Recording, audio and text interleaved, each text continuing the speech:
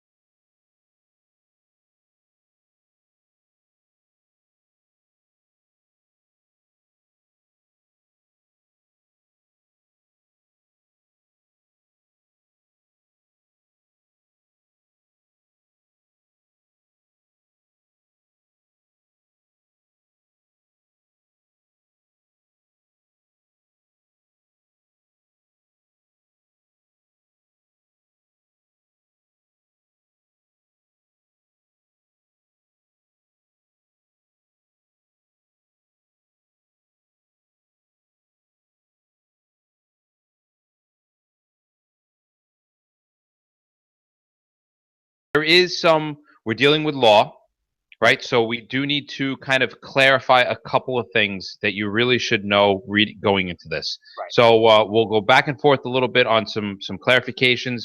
And the first one is that all words are both singular and plural. Right. And all words that are plural are also singular, which sounds weird, but it makes sense. Right. They basically don't want you turn around and saying, well, you only said I had to placard one drum. Right. Right. So assume that if it's saying one, that it's meaning everything. Right. Masculine words are also feminine. Must means that it's required. And shall also means it is required. May means that it's permitted but not required. Should means that it is recommended but not required. So what does recommended mean? Well, I don't know. I don't know. Great question. Well, includes means it includes but is not limited to. Okay. And no person may really does mean that no person is required, permitted, or authorized to do that. So if you see something that says no person may, it means don't do it. Right. So let's start off the topic with some classifications. All right. And I know, it was very difficult for me to kind of break these down into the right topics.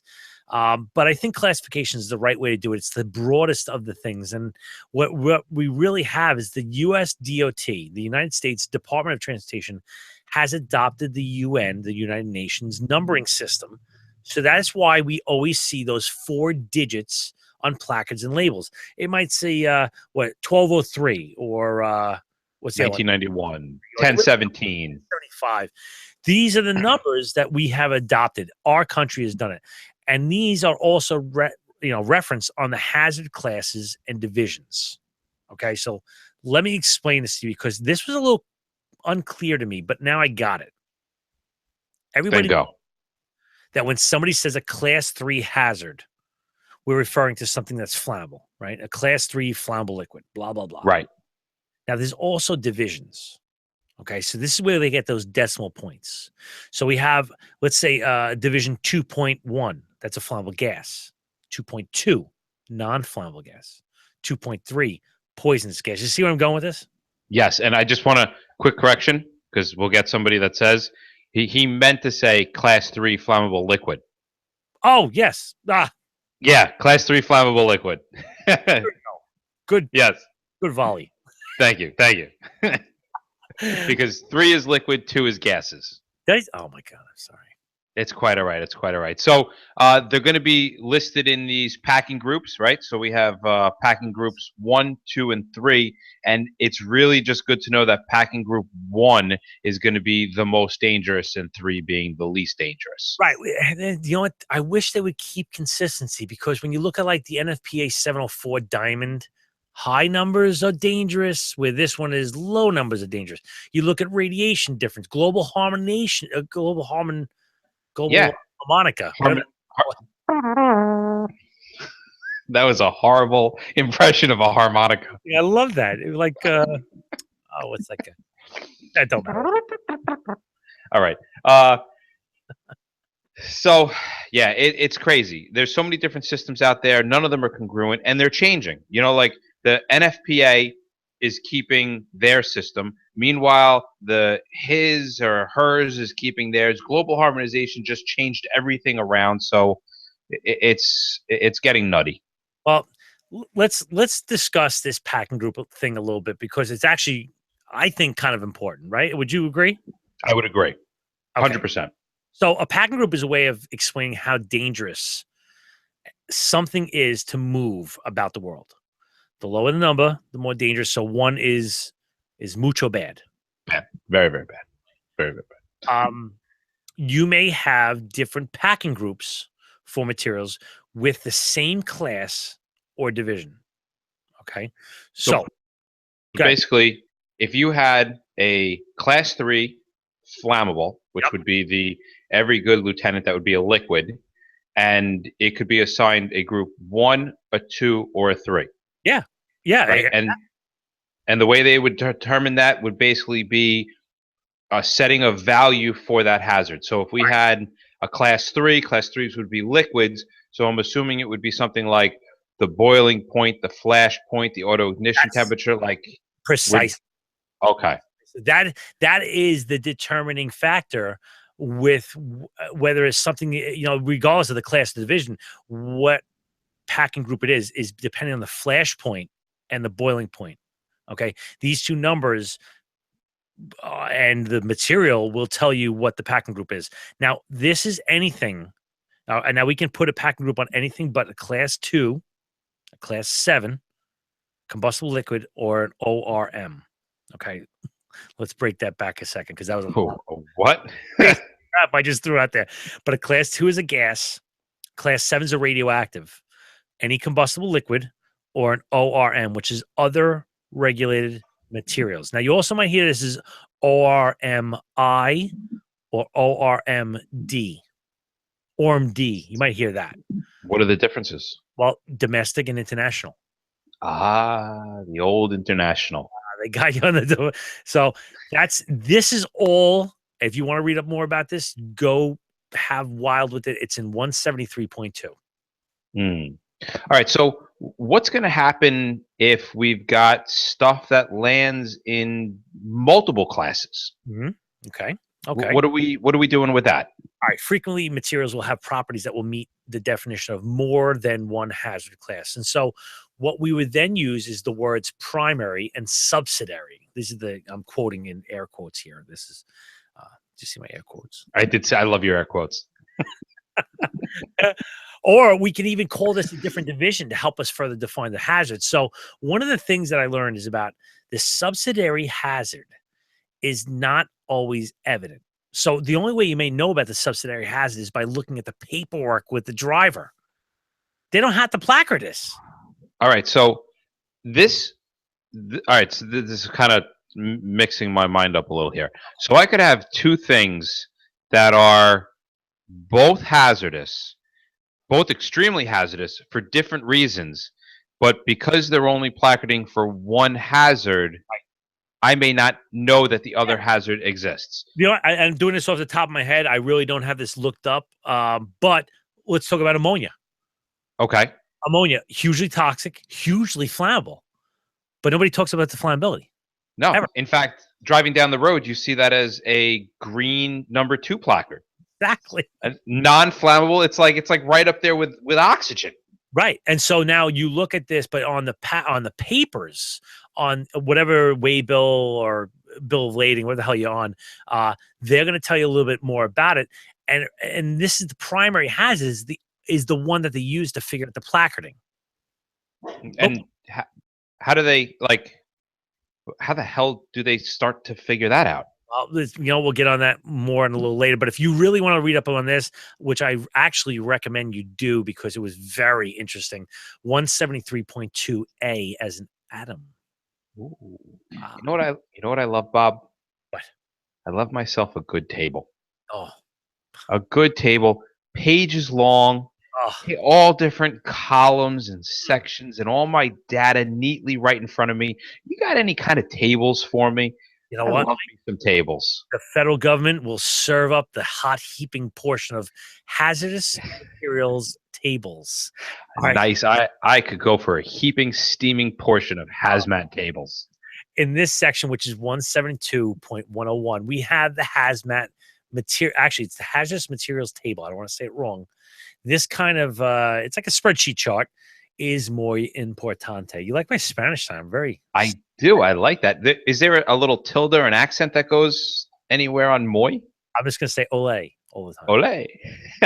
This is a table of everything that can be transported. Literally everything that can be transported. And along with it, it has a whole bunch of useful information. Okay. Also, it's not just road. This includes things that can be moved through pipelines, air, rail, boats. If it can move across the land, either by transport or by itself, let's say through a pipeline, then it's in here. All right.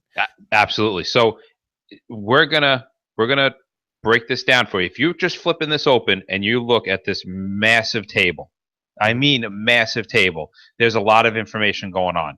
So Bob, you just recently went through the class. Can you break it down a little bit for us and only touch on the important stuff? Okay, really keeping it simple. The first column is a symbols column. We only have 5 different letters or symbols there.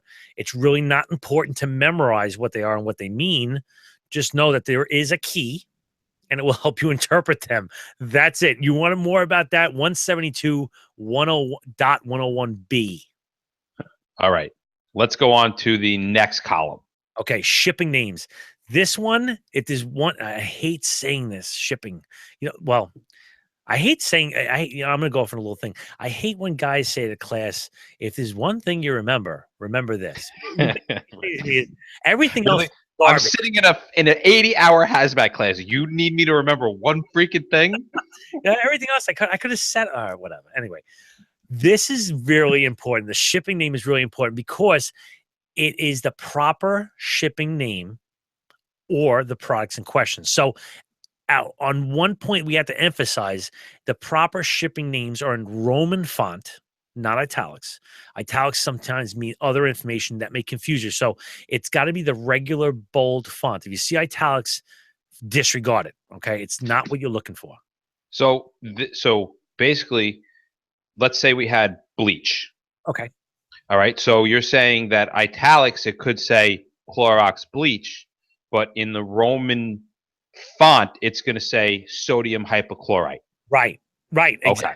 And with that, this is very important. I said this a couple of times, but you can't go any further into the information unless you have this information. So you really need it.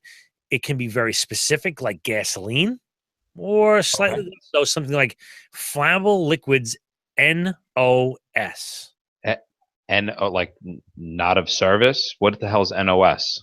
No, this means not otherwise specified. You may also hear NOI, which means not otherwise indicated.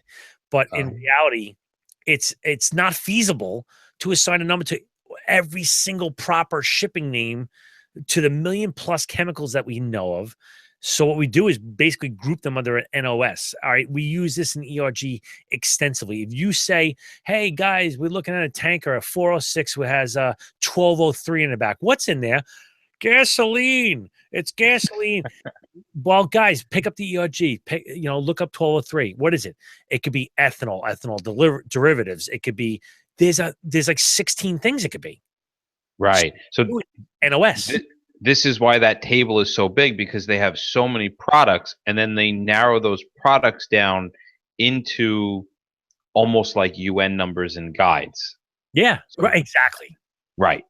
And you can, again, read about more of this in 172.101C 12 II. Aye, Captain.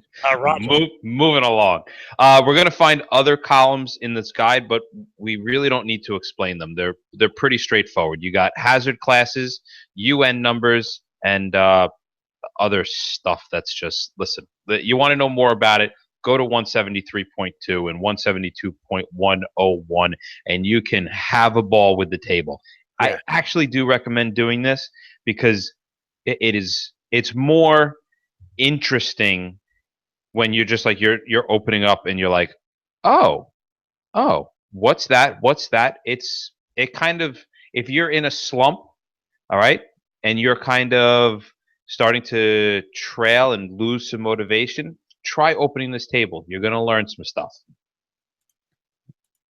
All right, so let's chat about the shipping paper requirements. And when I say shipping papers, I mean all the paperwork that is going along with loading a product, regardless of how it's going to be transported, whether it's train, whether it's rail, whether it's shipping. All right. So what do you have as far as shipping paper requirements? All right. So first off, all this stuff we're going to be talking about right here is in 172.200 through 172.205, which sounds like almost nothing. Like 5 1,000ths. Yeah, what is that? People win races in times like that. Listen, it's only about 72 pages or something like that. But Jesus. Anywho, God. Who created this system? The purpose of shipping papers is to adequately inform anyone's involved in the transportation of a product of the hazards that are involved. Oh, right? Like us. in case there's a problem. Right. We're involved, right? Like we're part of that. So that's what they're there for. Yay. And there's exceptions to this. Something like an ORMD. We talked about this before. That means other regulated material transported domestically. But again, we're going to get into this a little bit deeper a little later on. All right. Now, correct me if I'm wrong, Bob, but there is no official form when it comes to shipping papers, right? It's not like SDS sheets. The shipper can have any information. Well, not any information. They can have it pretty much anywhere as long as they hit specific points. What are those points? Okay. They must address the following: the proper shipping name. Okay, not that italic crap. Right. The Roman numeral. We don't have time for love, Dr. Jones. We're gonna get right into the meat of this thing. They have to have the proper shipping name, the hat class, the ID number, the packing group, and the things that we just listed are known as the basic description. That's a very important term. The basic description. They need to be in that sequence. They cannot be out of order. I didn't know that. Okay. So I don't care really what it looks like, but those 4 things have to be in that order right up front. If you want to read more about this, head over to 49 CFR 172.2 172.203. Oh, and one other thing, about these things is the total quantities expressed in weight, volume, or something else must appear before or after, which doesn't really make sense, to the basic descriptions, because why would you put it before? But that's an allowance. They allow that. So it could say 4,000 gallons of sodium hypochlorite or sodium hypochlorite, 4,000 gallons. Yeah, exactly. That's how I'm reading it. All right. Sounds good. I don't play one on TV. But we play one on the radio. Right now we are. Right. Hey, listen, why are we professionals? Why are we the experts? Because some jackasses put a microphone in front of us. That's it. Well, that wraps up another episode of the Haz Mat Guys. Thanks for taking a little bit of your day to listen to us and hopefully make your job a little bit easier. You can find us on Facebook and Twitter and at the Haz Mat Guys. And please take a moment. You know what?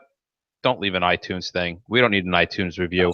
Here's what I need you to do. I need you to go onto Facebook and Twitter and be like, hey, there's 2 jackasses out there that are doing a really good job explaining this stuff. Why don't you listen to them? That's what we need you to do. All right?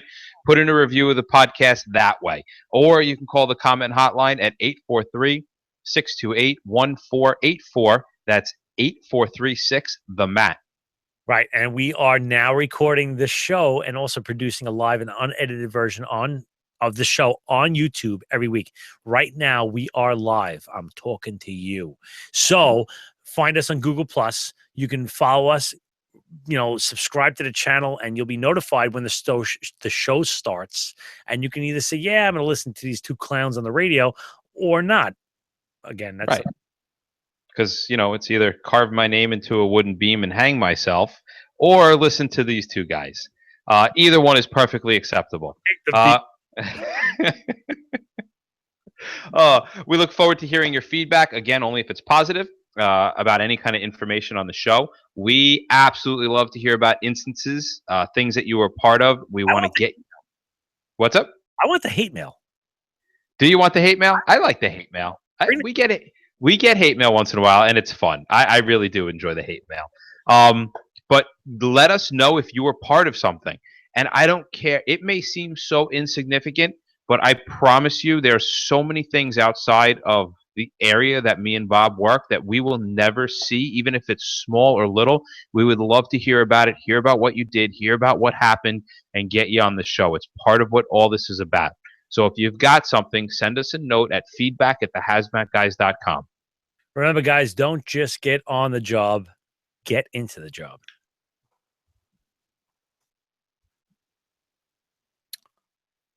All right. I'm going to mark that 3 times. Let me know when you're ready. That are watching us, I'm talking right to you. We are going right back into 49 CFR. And it's going to look like we just opened up an episode again, but we're really not. We're just doing the second episode. We're just kind of banging a couple together tonight. So hang in there, kids. All right. La la la. Okay. All right. How many people we got listening right now? Watching. 0. Watchers. 0. We've got 0 watchers. Well, it is 3 in the morning. It is. So, yeah. Mm. That's okay. Those 3 guys will find us on YouTube. Hopefully. It's my mother. Oh. Mom, stop watching the show over and over again. All right. Okay. You ready? We're doing 52. Here we go. Yep. And you're starting. Right? Good, everybody. And yeah, whatever. I'll start. Okay. Good day, everybody, and welcome to another episode of the Haz Mat Guys. I'm Bobby Salveson, so let's get into it. Hey, everybody. Welcome back. We're doing episode 52, continuing on 49 CFR.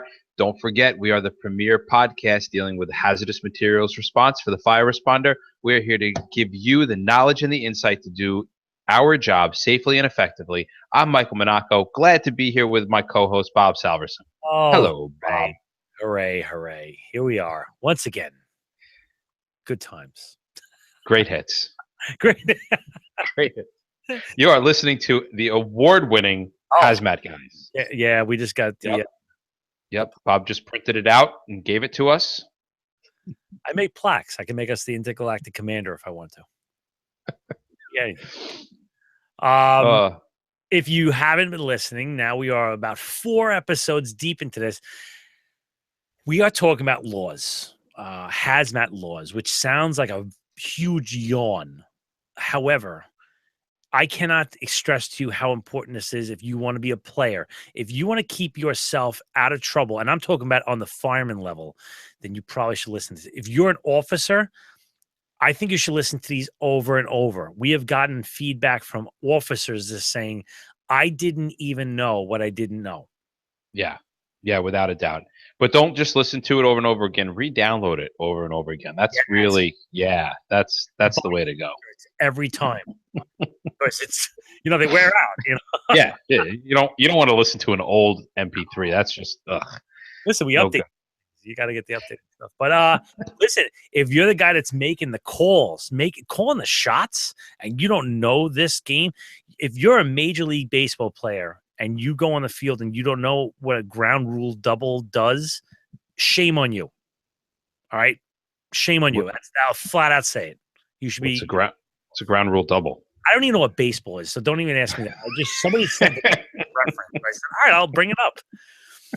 I don't even know what baseball is. They have a who really does? What a boring sport. Anyway. All right. We're going to dispense with the nonsense. There are some really cool things that are coming up, I think, in the near future, but we'll get into them when we get into them. We have an interview. I got to speak about this. I have an interview. Right. I ran across. He's giddy. He's giddy over this, guys. I'm bubbling. Look at me. I'm blushing. Is my face red? All right. Anyway, I was at a class and I ran into a guy. I don't want to give it away because I got to say, this is one of the cool, and the guy was just a cool guy. But regular dude, you want to hang out and have some beers with around the table, put your feet up. But not somebody you expected to be like that.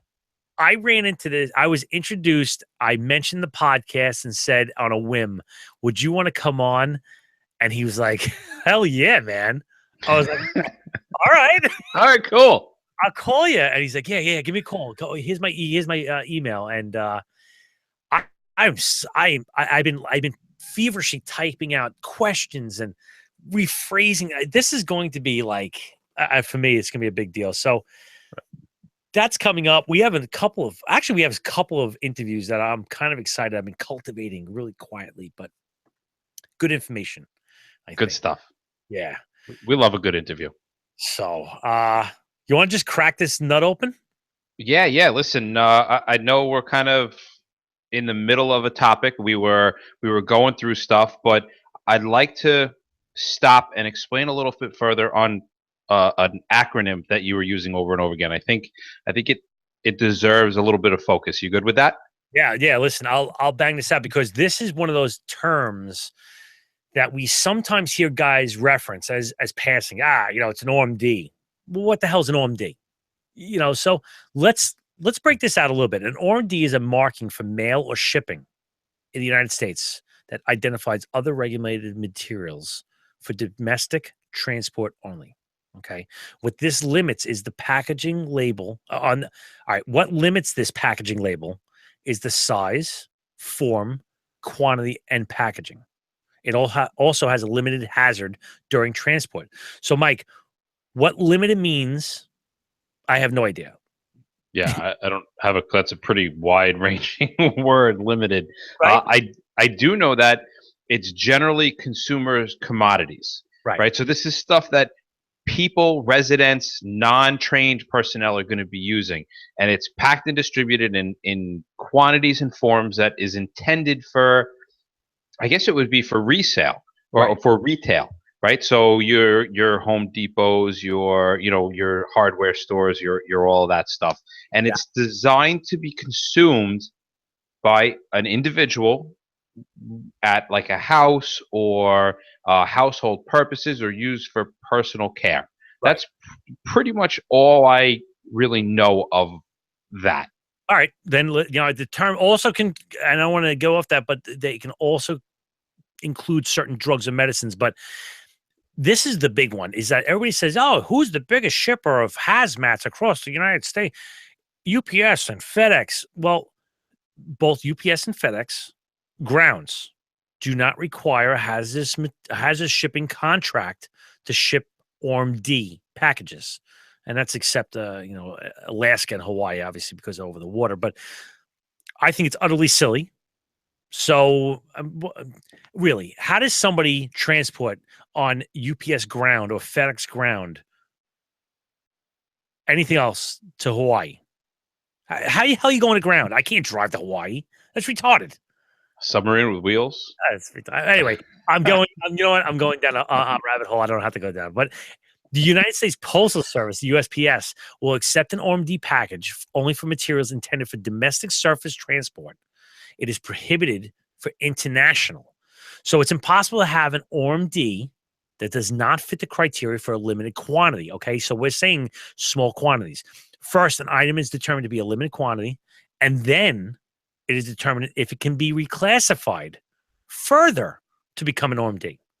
So if an item is able to be reclassified as an OMD, the proper shipping name is usually, but not always, consumer commodity. And it's found in table 172.101. Okay. Other shipping names, proper shipping names, are cartridges. This is basically bullets, cartridges for power devices. These products will no longer fall under the 9 class of hazards. It's also now it's going to be a hazard class or division, and it's now going to be an ORMD. So bullets are ORMDs. Why? Small quantities, individual containers. If I have a case of bleach, it's an ORMD. If I have a drum of bleach, it's a corrosive, I guess it would be. Right, that needs to be placarded as long as it's table 1, 2, all that happy junk. Yeah. It's basically the packaging and the quantity that dictates whether it's an ORMD or not. It's not the substance. No. It's the size that matters. Well, don't say that. See, you just got everybody on a I was going to try to put that one in and just see if we could just swing past it without even mentioning it. We've snuck a couple past the goalie in the past. I remember one I was laughing. All right. So as long as we're talking about ORMD and things like that, maybe we should touch a little bit further onto markings, which I know if you wanted to, you could find this in 172.300 through like 172.338, and it touches a little bit more on 180.415. But let's get into it a little bit more. Okay. When we say marking, here's what we mean. We are identifying the container for someone to read and react. Okay, this section, what Mike just said, 300, 338, and also a little bit in 180, 415, is going to describe how it's done. So you need to mark the tank or the container on both ends and both sides. So essentially what they're saying is put it on all four sides of the container. Why can't they just say Everywhere. Everywhere, which it really makes sense if you think about it. Although I got to be honest with you, I rarely see placards on the front. But this rig, this train, this cargo tank, or whatever you want to transport it in, it's involved in an accident. It could really be facing any direction, right, and you could really be coming from any direction. So the fact that they make this four sides, it really does make sense. it helps. It helps. It helps. Yeah. Right. Does it always have to be four sides? No, there are exceptions to this. And if you want to go down that rabbit hole, 172.336. All right. Now that 4-digit number, that UN number that we were talking about earlier before, how does that play into all this? Okay, that number may, and I'm underlining that, may be shown on an orange and black panel in proximity to the placard. Okay. Now that placard, that orange number, that's called the UN number. We've discussed this in past, but this explains why we don't always see the 4-digit numbers accompanying the placards. Okay. Sometimes you do, sometimes you don't. And actually, the most times I do see them is on those intermodal tanks, right? Those the cargo. Yeah. I guess the intermodal, the cargo ones. Good. Can I put them, those 4 digits, if I have them, can they go anywhere? Yeah, well, you can put them in the middle of the placard. It's allowed. And these things are godsends because you can put them there, but it's not mandated. So if some guy does it, let's say, Joe Schmo chemical company, and he has corrosive and he takes a spot out of the middle of the placard, he can write those 4 digits in there to make responders identify his stuff a little quicker. That's nice. He doesn't have to. Doesn't have to. So let me ask you, and this is a total off the cuff question. If he does put it on, or she, does it have to be correct? Like, can he get in trouble for having a wrong UN number if it is not mandatory? Oh man, that's a good question. I would say. Well, you know what? I don't know if it's not, but I would say that if this thing does turn over and the lawyers go after him, and again, I am not a lawyer, but I would say that he acted in not good faith. Mm. I would say he would be maybe negligent. I don't know if that word would part. I'm not a lawyer. Again, I think these are big words. Big words. He's got an SAT review book in front of him, guys. Just to let you know.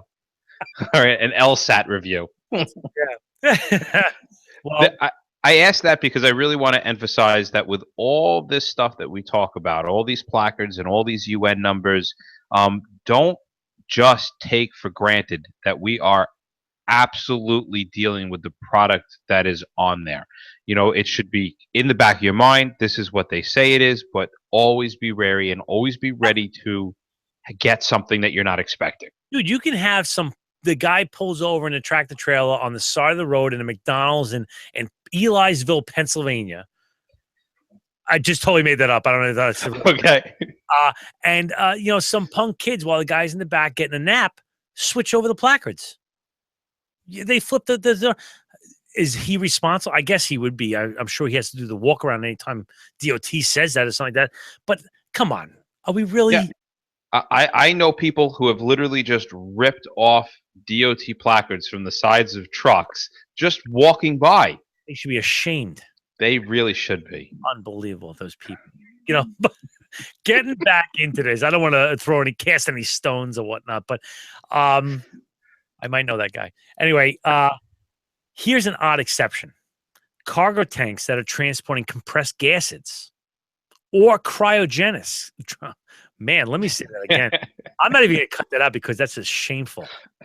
Cargo tanks that are transporting compressed gases or cryogenics must be has to on the sides and ends with the proper shipping name or an appropriate common name.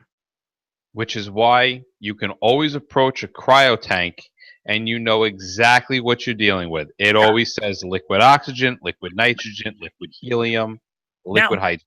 one thing that was on this, it did not say the size of the and that was kind of surprising to me. I'm thinking like an outhouse lawyer, where I'm saying, well, I would stencil on in 1/2-inch letters. Right, right. Millimeter size. Like how they write on rice. Yeah, right. Like I would put it on small, but normally you can see that with binoculars from a good distance away, and it's a responsible thing for the shipper to do. Remember, he's got this product that's leaking, and he's got the fire department there, and all they're looking at is, again, I don't know anybody in this company or anything, but he's got Praxair, right? He's got Praxair that's loading liquid oxygen into a hospital, and he does not want that PR black eye. So he wants you to know it's liquid oxygen. Right. He wants you to know how to handle this. Yeah. I don't see why anybody would not do anything like this. No, because you're using the same truck over and over again. It's not like you're switching over placards for different materials, things like that. Any kind of markings on the truck itself? Yeah. Okay. So for the MC330, which is uber old, okay, we're talking about like old, and the 331, which is what we normally see, you may see QT or NQT. What this means is that they can hold certain materials. So this is just a little FYI. QT, in the military, they would say Quincy taco because of, 3 o'clock in the morning. Now you're making me hungry. means quenched. Okay. And NQT, or again in military, is nocturnal Quincy taco, means not quench. And this is a way of cooling the metal. One is a quick dip in oil, rapidly cooling it, making it a bit tougher yet brittle. And the NQT is slow cooling, making it more ductile and soft, yet more flexible, yet weaker. So each one has the advantages and disadvantages, and each one is wanted or not wanted depending on the type of material that they want to transport. And if you really want to get into this, you can read more about this in 172.328C. And the last thing that's going to be on there is going to be the test date markings indicating the type of test and the date of test. This must be placed on the little metal certificate plate at the head of the cargo tank. Didn't you just recently have somebody call that the technician plate? We did. Okay. We punched him promptly on that one. You can read more about that in 49 CFR. What is that? 180.415. That's correct. All right. Good job. Thank you. So let's get into a little bit about the labeling requirements. A little different than placards. Now we're doing labels. Yes. So there is actually a difference between labels and placards. Generally, labels are placed on packages like boxes and drums, and placards are on transport vehicles such as trucks and rail cars, et cetera, et cetera, et cetera. Okay. So how do we find out what a label or placard should be placed on that product? Okay, when we're creating this outline, we paused and we said, why do we care? Okay, like really, I'm the Haz Mat tech, I'm the officer, I'm the incident commander. What do I care about what should be shown on a thing? And I don't want to say it the wrong way. We're there to fix the problem, not to label the load. Would you agree with that? Yeah, I mean, we're not the DOT cops. We're not going to find the guy for having mislabeled loads. Right, but the reality is, let's say some kids screw around, like I said before, and they change the placard on the load, and we need to identify if there's something fishy. This is kind of where we key in on it. And it's not a hugely big thing, but this is something that should send up the spidey senses. You should know something's not right. So you would find this in the hazmat table that we referred to earlier, right? This long table that I think we did in the last episode. Yes. We would look in column 6. Now, there's only 8 columns. Column 6 is the label codes column. And if it says none, then there's no need for a marking. But there's always a but. There's always a but. My kids would be laughing hysterical right now because I said but. In certain instances, even though column 6 states that there should be a label assigned, it's not always the case. Wait, what? Yeah. Yeah. All right, explain that to me because you just scrambled my mediocre head. All right. All right. This is because there's a conflict between that section and another section that may release the need for the label. I'm not going into it. I'm going to say if you want to read more about this, go to 172.400A. You're going to leave us in suspension like that? I am. I'm such a tech. You're a tech tease. I am. One of the places where this may be a conflict is in column 8A. You need to read that carefully. Okay, that's my little hint to you. All right. So we've talked about the product that has one hazard, right? But we said earlier in the last episode that this may not always be the case. Mm-hmm. So we may need to see if this fits into multiple categories. How do we go about doing that? All right. So we talked about this, these primary subsidiaries for many materials in the Haz Mat table. You may be required to attach a second label. So now with the exception of class 1 and class 2 materials, we're going to attach a subsidiary label as per 172.402A. Okay. So now one thing on the subsidiary labeling is that the labels must display the primary hazard class number or division. All right, let me read that again because I want you to understand. Labels must display the primary hazard or class or division in the lower corner of the diamond. We've seen this 1.2, 3.8, whatever the hell it is. However, labels indicating the subsidiary hazards must not have a hazard class or division numbers displayed in the second one. So if I came into a box or a drum or a label and I saw that typical customary where one's higher than the other one, I would think that the higher one is the primary, the secondary is the lower one. But if I saw one had both had a double number underneath it, I would say, which one's the problem? Would it be the top one? And there is no, I could not find a single thing that says, well, the one has to be higher than the other. One has to be within proximity of the other. Nothing. I could not find it. So there is no way to tell the two apart. No, not from visual. As far as I can, I think as a do the right thing, I think most shippers do put one above the other, showing responders that, hey, this is bigger than the other. But who knows if the guy that's labeling this and slapping stickers on knows what the hell they mean?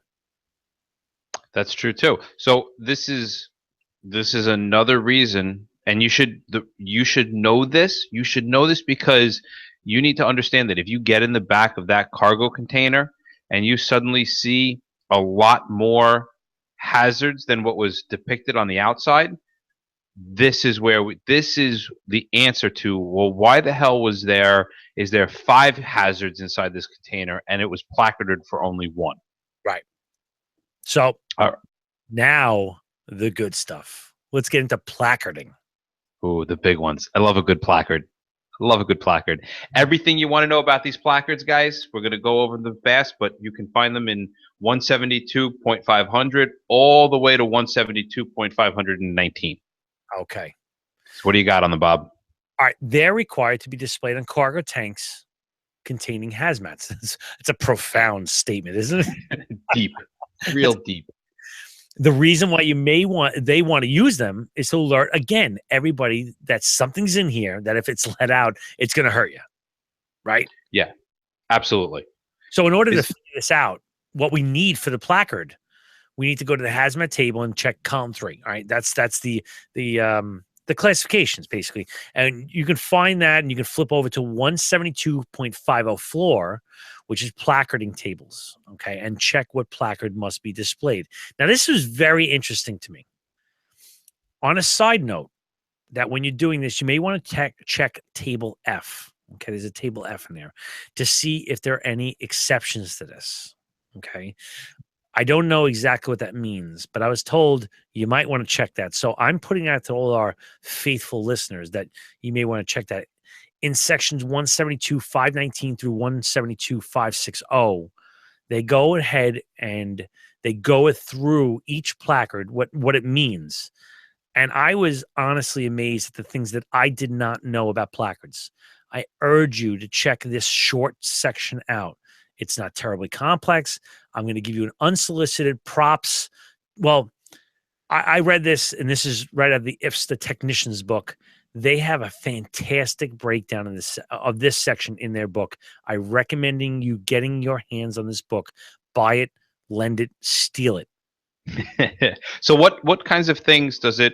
What kind of things does it go through?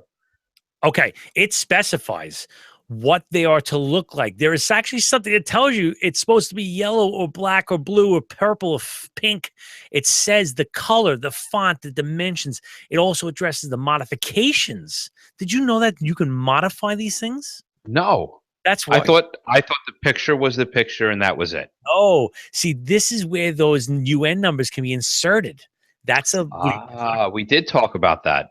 And so this is why sometimes you see one that's not like the others that are out there. There are options in some cases. Very cool. That is interesting. And a quick note on the placards. You know, we talk about all this stuff with how many pounds is in there and things along those lines, but don't ever forget that the placards are required to remain on the cargo tank regardless of how much of the commodity remains after the tank is offloaded. Really? Yeah. Even if there's nothing? Yeah. The only time that they're allowed to take that placard off is if it has been cleaned and purged. Like it has to be technically scrubbed down and certified clean before they can remove that placard from like a propane cargo tank. Interesting. Yes. Interesting. Okay. Well, here is a few select guidelines in regard to placards. Placarding does not apply to infectious substances, ORMDs in limited quantities, and combustible liquids in non-bulk. You can check 173.13 for more on that one. Very, very interesting. So all the red bags and stuff like that, when they get transported, no need to be placarded. Correct. All right. And something that we hear pretty much in every single hazmat class, table 1, table 2, table 1 materials have to be placarded no matter what. In any quantity. Any quantity. Anywhere. We have to, well, table 1 is any quantity. Table 2 is at 5,000 pounds or more. And, all right, so let me read this exactly because I don't want to misquote this. Placard, any shipment of 5,000 pounds or more of any table 2 material loaded at one loading point. So, all right, that was a key that you just said, because think about this, at one loading point. So if I'm trucker Mike, right, and I'm making 4 different stops, and I go and I put on 4,000 pounds of a chemical in table 2, and then I go to another point and I put on another 4,000, and then I go to another point, I put on another 4. I'm way above 5,000, but I don't have to be placarded because it wasn't at that one point. Exactly. Sneaky little bastards. So, load up on your explosives, boys. We have some work to do. That is a weird little loop. Listen, I'm sure there's going to be some guys going to be like, you guys are wrong, but I'm not going to pat myself on the back, but I can read. Yeah, it's right there. I don't know, man. I mean, maybe I misinterpreted that, and maybe there's a conflict somewhere else, but that's how I read it. And you know what? If I went to court for it, I'd say that's what I read. And when somebody gives me the other legal mumbo jumbo, I'd be like, that's not what I see. I don't see that. And you'd probably have some legs to stand on. Yeah. So. Very weird. Anything on cargo tanks? Yeah, all right. So let's get through this. Find all this goodness in 173.24, 173.24B, 173.29, and 180.405. This is it. The hazmats have different chemical and physical properties that would require us to perform different handling. Would you agree with that? Makes sense. Right? That's basic. That is Hazmat 101 basic stuff. So for this reason, we've created containers that would aid us in handling these materials. Something's corrosive, we're not putting in a metal drum, right? Right. compressed gases go in cylinders. Right. Right. That's pretty basic. Right. And so once we know the proper shipping name, then we can check column 8. We talked about this before. We alluded to this in hazmat table for the requirements for that specification packaging. All right. So let me explain this, what I'm talking to you about. Column 8 is divided into a few sections, and column 8A is usually filled with the exceptions. Column 8C gives you the bulk packaging specifications. So when you read one, then you must read the other, and they kind of play against each other. So, Mike, I'm just going to give you an example of selenic acid, okay? Okay. Column 8A says that no packaging exceptions. However, 8C says that you need to use the specs from 173.242. Now, I went and looked this up for you. This specific regulation deals with the transport containers. Okay, so how we can actually move this.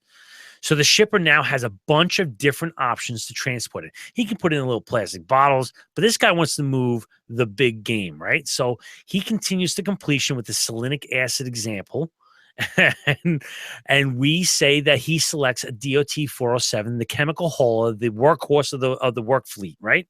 Yes. 173.242B lets him do that.